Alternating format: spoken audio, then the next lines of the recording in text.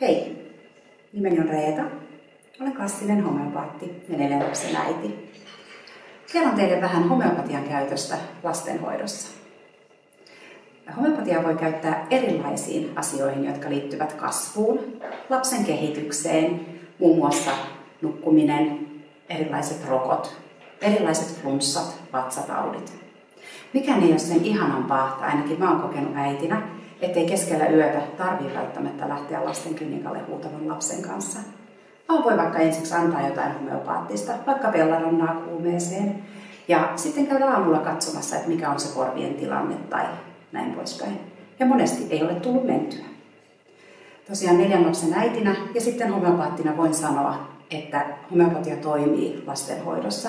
Se on äärimmäisen turvallista, se on äärimmäisen tehokasta ja totta kai missään vaiheessa ei leikitä sen lapsen hengen kanssa. Että jos on vakava asia, niin silloin mennään lääkäriin. Mutta ihan turvallisesti voi käydä lasten homeopaattisilla kotiapteekkikursseilla ja oppia itse hoitamaan. Koska silloin kun vanhempi on vahva ja tietää mitä tehdä lasten kanssa, niin myöskin sitä kautta kokee olevansa hyvä äiti tai hyvä isä. Ja monet kurssin käyneet ovat olleet tosi tyytyväisiä. Eli on 2 hoitoa. On tämä akuuttihoito, jota voi vähän itsekin tehdä. Ja sitten on rakennehoito, jossa hoidetaan kehitykseen liittyviä asioita. Se voi olla vaikka ihan rokotevaurioita, se voi olla nukkumisongelmia, se voi olla kasvuongelmia tai ihan mitä tahansa, mitä lapsille tulee tai nuorille elämän aikana. Myöskin tunneperäiset asiat.